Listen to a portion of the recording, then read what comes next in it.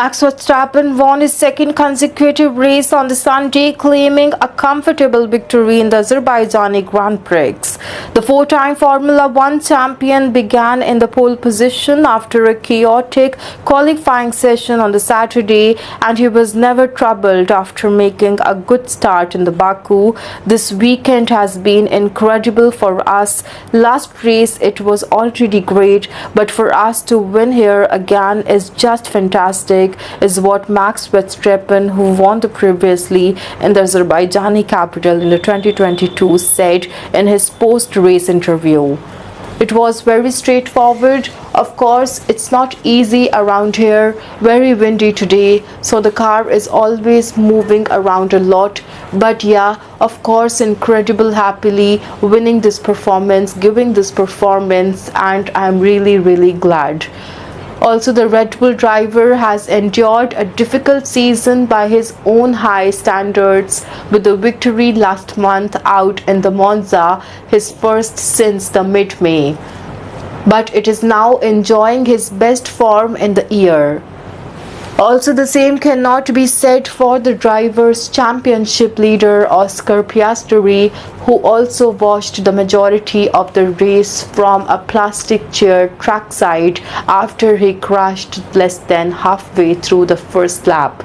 The Australian started in the 9th after he crashed during the qualifying and looked out for the starts of the straightaway on the Sunday, jumping the start before quickly stopping, ending up dead last, and then impacting the wall on turn 5.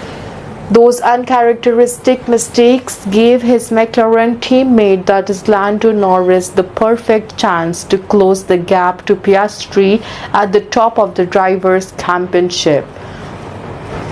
But also the English driver was unable to take full advantage.